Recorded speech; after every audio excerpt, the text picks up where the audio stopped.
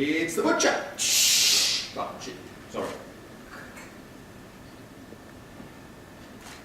Oh, you are kidding! What? He's not coming.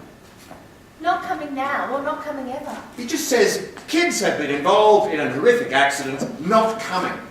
How unprofessional is that? A lot of these characters seem very sort of recognisable for anybody who's spent time in either inner city, Sydney or Melbourne. How much truth is in this? How much are sort of these inspired by people you know? Well, I like to take, a kind of a truth and then amplify it. So, this is like a middle class nightmare.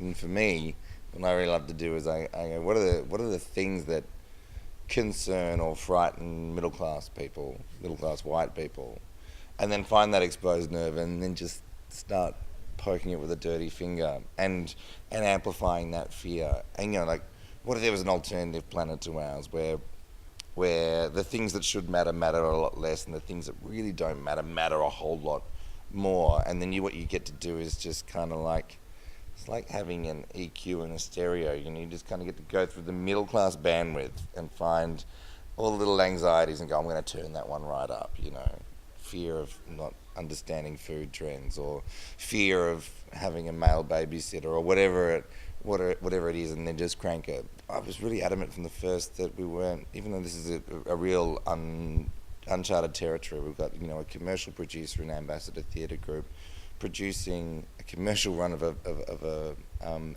Australian play, and not just an Australian play, but the first play from a first-time Australian playwright. That's like, I don't think it's ever happened. And, I wanted to be a part of that.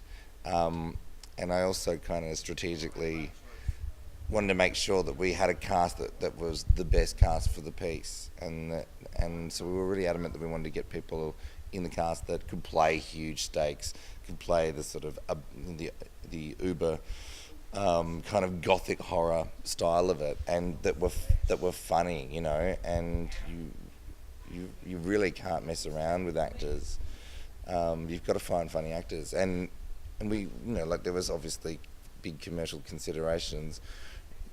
It'd be very easy to stick, the cast of Home and Away in this show, and have people know their names in their faces, but if they're not right for the role, if they can't do it, I think you sort of shoot yourself in the foot. I imagine working in comedy and theatre or cabaret, as you've obviously done a lot of, is quite different to doing TV, because you sort of know immediately as soon as you've done it whether somebody else found it funny or not. Well, that's right. It's like, so that's the thing about stand-up comedy, or any comedy, is like, it's a lot harder to tell if a drama's been successful or not. You might be able to tell by the applause at the end of it, but if people aren't laughing at a comedy, you're in trouble. And I like that.